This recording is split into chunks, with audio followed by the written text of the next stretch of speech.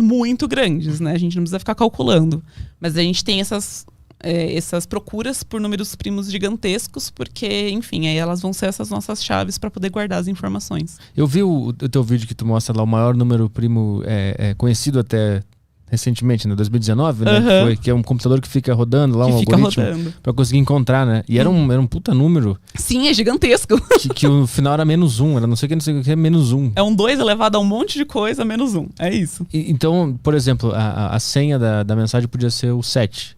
Podia ser o 7. Mas seria muito simples de descobrir a mensagem. Então a gente usa esses números maiores, que são primos, para ser a senha da mensagem. Isso. Ah, interessante. Doideira. Interessante. E depois desse ponto inicial da matemática que o Euclides organizou esse livro, tipo assim, quais foram as questões que foram feitas a partir daí? Tem alguma que continua até hoje sem resposta, por exemplo? Nossa, um monte, Arthur. Qual é o maior dilema da matemática hoje? Sabia que tem um jeito muito difícil de ficar milionário? Na verdade, 6, vou dizer assim pra você. Mega Sena? Ah, isso daí não é um jeito matemático. Vou falar um jeito... Mas esse é bem difícil também.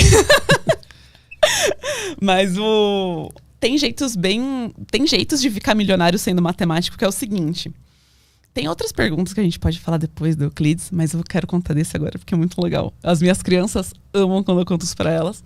Por quê? Na virada do milênio, um instituto americano chamado Instituto Clay, ele falou assim, tem umas perguntas aqui, bicho, que a gente não aguento mais não ter resposta. Eles basicamente falaram assim. Por quê? Porque tem muita coisa dependendo disso. A gente sabe que isso daqui é verdade? Essa pergunta é verdadeira ou falsa? Não sabe. Mas se ela for, dá pra fazer isso, dá pra fazer aquilo, dá pra fazer aquilo outro. Tipo assim, tem várias coisas dependendo daquela resposta. Aí você consegue imaginar um monte de coisa que você faria. Ah, eu ia almoçar amanhã em Paris. Ia voltar, não sei o que lá.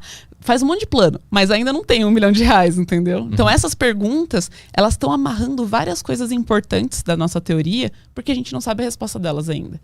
E aí esse instituto reuniu 7 dessas perguntas, que são chamadas de perguntas do milênio, que quem resolver tem um prêmio de R$1 milhão.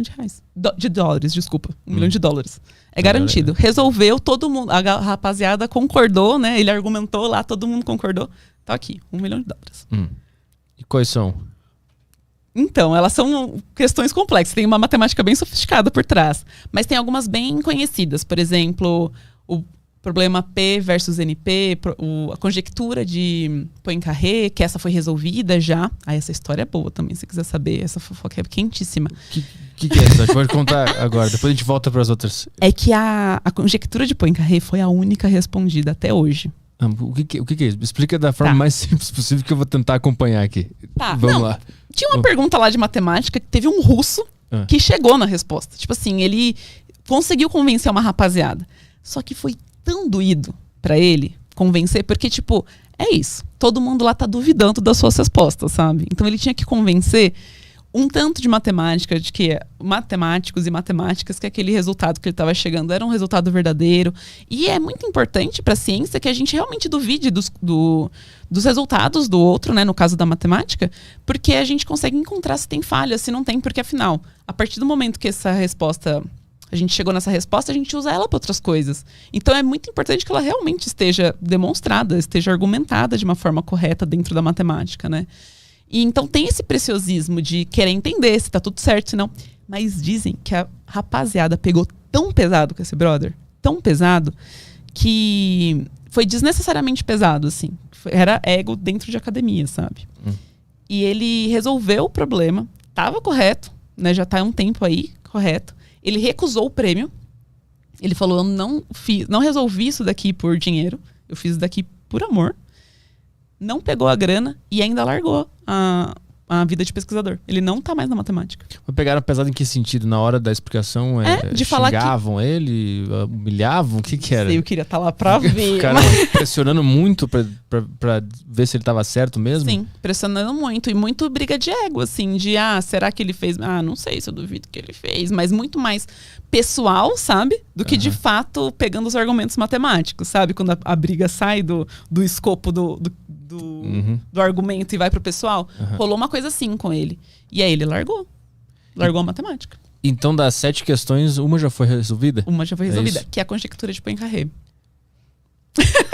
que é isso? Tu consegue explicar? Não? Conjectura de Poincaré. Gente, é só arrastar aqui pra cima. A gente vai pra um curso de 7 aulas, tá bom? Vou fazer a faculdade inteira pra descobrir o que é isso. É isso. Isso tá rolando ainda, então. O pessoal tá tentando descobrir as outras 6. Sim. Então é 1 milhão pra cada um que descobrir. 1 pra cada uma. E tem tipo assim, tu consegue explicar quais os benefícios quando essas respostas chegarem para a humanidade? O que vai acontecer? É um benefício tecnológico? É só curiosidade? É um benefício que a gente vai poder aplicar na nossa vida? A nível matemático é curiosidade. Mas, por exemplo, eu tenho um amigo que é da física. E ele trabalha com um dos problemas do 1 milhão, por exemplo. Ele fala, se isso daqui valer, então vale isso, vale isso, vale isso. E para ele é física teórica, mas voltada para computacional. Então ele sempre vem conversar comigo sobre os assuntos, assim, a gente conversa bastante. E é isso, tipo, se tiver resolvido, várias coisas da área dele, assim, vão estar resolvidas. Não sei impactos diretos, porque, enfim, não é nem o meu papel como matemática, assim, matemáticos não se preocupam muito com isso. Mas vai ter benefícios de tanto de tecnologia, quanto de saúde, um tanto de coisa, como coisa que a gente pode jogar no satélite, coisa e tal, coisas que vão ficar mais otimizadas, menores, enfim. O papel do matemático é fazer isso daí acontecer, entendeu? Eu vi no teu TED Talk também, que tu falou que a matemática ela é inútil. Ela é inútil. Explica esse conceito, é interessante isso aí. Sim, ela é inútil justamente por isso, né? Porque o matemático ele não tá preocupado se alguém vai usar o que ele tá respondendo, né? Ele vai falar assim, eu tenho tempo, tô sendo pago por isso aqui, uma boa pergunta, vou investir meu tempo para achar uma solução para essa pergunta. E aí diz que faz a matemática, né, a matemática pura, no caso, ser uma matemática de base, né? O conhecimento ele tem que estar disponível para as pessoas olharem e irem buscando dele para poder aplicar em outros lugares, né? Esse inútil, ele é muito, que eu defendo lá no TED Talks, ele é muito voltado para uma questão filosófica, né?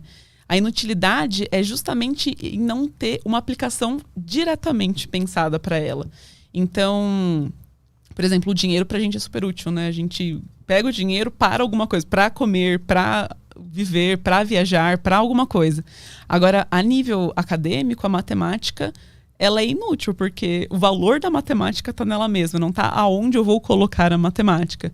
É lógico que a nível social, assim, eu falo isso no nível muito purista, muito da academia, mas a nível social, todo mundo vem brigar comigo. Gil, ela não é inútil, não, porque olha o tanto de coisa que a gente tem, olha o tanto de coisa que a gente consegue fazer por causa da matemática, a matemática está em toda parte. E eu falo, não, isso é verdade, mas para mim, no meu universo, a matemática é super inútil, porque o valor da matemática é justamente esse desafio e ir atrás dessas respostas.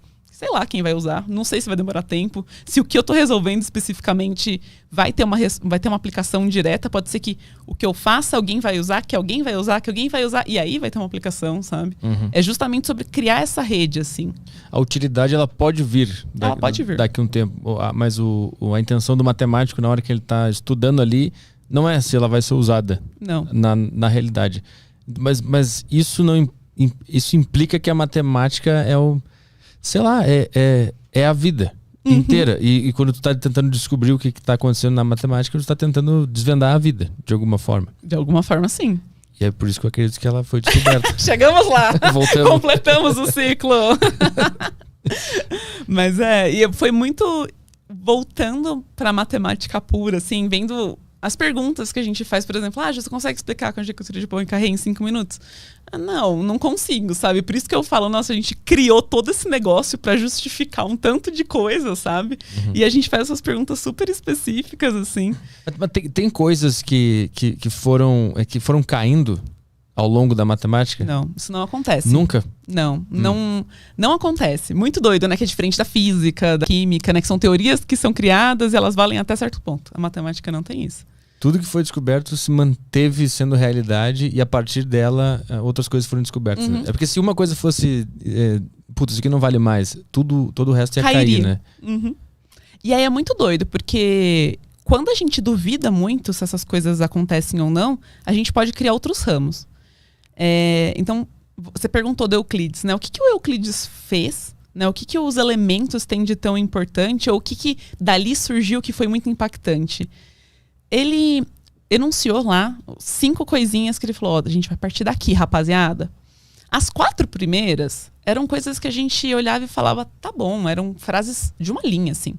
A última era super complexa comparada com as outras, porque ele falava, o último postulado, o axioma que ele falava era, dado uma reta e um ponto fora dela, vai passar uma e somente uma reta paralela à reta dada. Então, se a gente tem uma reta aqui e um ponto aqui, só vai passar uma reta paralela a essa reta aqui. Paralelas são aquelas retas que nunca vão se encontrar, né? Elas vão seguir indefinidamente e nunca vão se cruzar. E alguém falou, caraca, as outras eram tão simples, daqui parece que dá pra argumentar. Ficou muito tempo, tipo assim, mais de 1000 anos. Todo mundo que via aquilo falava, não, vamos tentar falar com as outras 4, né? Com as outras 4 afirmativas, vamos ver se isso daí, se a gente consegue argumentar que isso daí é verdade. E ninguém nunca conseguiu. Até que alguém falou assim, tá, mas e se a gente usasse as 4 primeiras e ao invés de usar essa quinta, a gente usasse que por esse ponto passam 2 retas paralelas? E se a gente criar essas 4 e aqui passam infinitas retas paralelas por esse ponto? Entendeu onde eu quero chegar? Eles tiram de outros pontos. Eles falaram, Euclides partiu desses 5 aqui, que o último é muito estranho, mas saiu um monte de coisa legal. Agora vamos criar um outro. Começa do zero. Pega essas 4 e a última regra, o último axioma, em vez de falar que vai passar uma reta paralela, a gente fala que vai passar 2, 3, infinitas. E a galera começou a ver que partindo de pontos diferentes, se chega a lugares completamente diferentes. E é assim que a gente vai criando umas outras áreas. Então, depois de 1.500 anos da galera duvidando e questionando aquele último postulado, na verdade a gente descobriu que tem vários outros tipos de geometria. Não tem só a geometria de Euclides, que é a geometria que a gente estuda na escola. A gente estuda a geometria euclidiana, que ela faz muito sentido para onde a gente vive aqui. Né? Tipo, se a gente realmente conseguir colocar uma reta, um ponto, a gente consegue criar só uma reta paralela, nesse zoom. Mas quando a gente fala de, por exemplo, uma trajetória de avião, a trajetória de avião já não faz muito sentido essa geometria. Ou se a gente fala de um nível superatômico, já não faz muito sentido. Então, por exemplo, retas lá não vão ser retas, vão ser curvas. Sabe? As trajetórias que aqui pra gente é reta, para um avião não é reto. É uma curva, porque ele tá fazendo justamente essa trajetória no globo, né? Então a gente vê absurdos, a gente vê